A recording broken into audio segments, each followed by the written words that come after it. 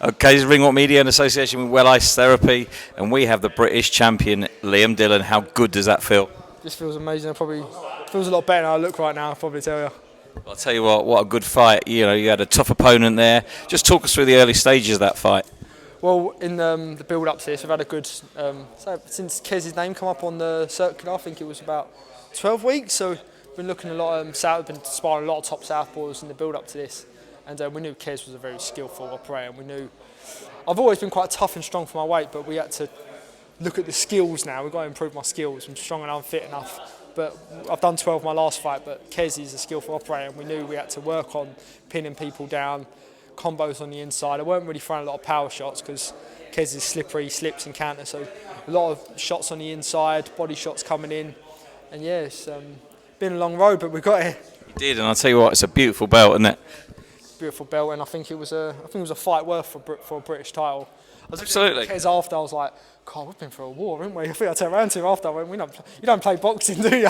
Because me and him were just busted up, cuts and blood all over the place. But you know, that's what British title fights were about. These were the best fights to me growing up, watching Sky and the British title fights. And it feels surreal being on the biggest platform fighting for one. I feel like I see a lot of kids asking for my picture out there. God, I was that kid like 10 years ago asking for pictures, well, probably not 10, but 15 years ago asking for pictures with the British champ.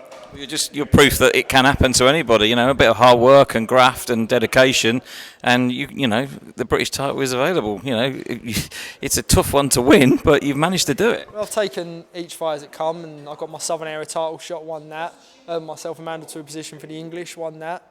Then had a Commonwealth Eliminator, shot up the rankings. He was like African champions. You're still mandatory for that, aren't you? Still mandatory, yeah. It should have been tonight, but they couldn't get it sanctioned in time or something, which was a little bit of a letdown. I could have had both belts over my shoulder, but it's just another fight versus another great opponent to get another title. And yeah, but that's to do the top four.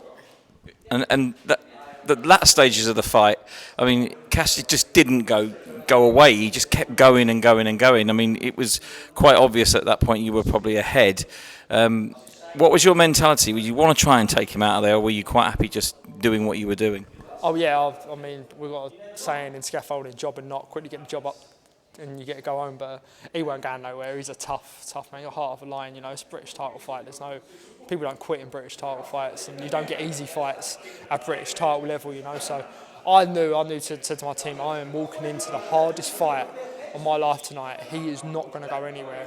He wants this just as much as I do. And yeah, I just knew what I was walking into. And I prepared myself mentally for that. And I tell you what, both boxers very, very well supported. A brilliant support out there, didn't you? Yeah, it's brilliant. I mean, I've seen Kez, which has been quite weird all this experience, because I've seen Kez round about the hotel and that. All right, mate, I've seen him at breakfast. You go, you all right? Not sure he'll talk to you tomorrow. I don't know, mate. Listen, it's boxing, and we had a fight, and I got the decision. And I mean, Kez has got a huge pedigree behind him. He probably won't take him a few wins, and he'll probably earn himself mandatory. And if I still got the title, I'll have to fight him again. And you'll win it outright.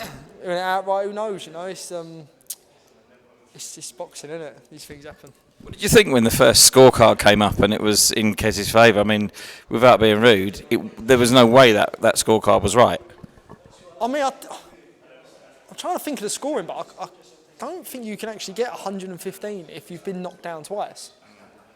We'll have to look at that one. That didn't make sense. And one of my team said to me, because I had the blue shorts, but I was in the red corner, maybe a judge got confused. I don't want to make accusations. No, of course not. I don't know if that was a thing, but I don't think you can get 115 if you've been knocked down twice. So I don't know what happened there. So listen, you mentioned, you know, you're still mandatory for Commonwealth, but there is that big step up, you know, to maybe a world title fight. Would you go for that? I'll take each fight. I'll take whatever fight benefits me in my career and my bank account, to be honest. So, I mean, I haven't picked and chose any opponent I've had. And I've had some hard fights. I wouldn't have picked the African champion I fought my last fight, and I definitely wouldn't have picked the 2016 Olympian I just boxed now. But I wish I could be one of those people who picks easy fights, but here I am, fucking fighting the hardest of the hard for the best belts. And I've done Southern Area English and now British. Listen, it's a fantastic belt. You've had a cracking night. You are the British champion. Congratulations. That sounds great. Thank you ever so much, sir. You're welcome, mate. Good, well done. Cheers, you're a great interviewer.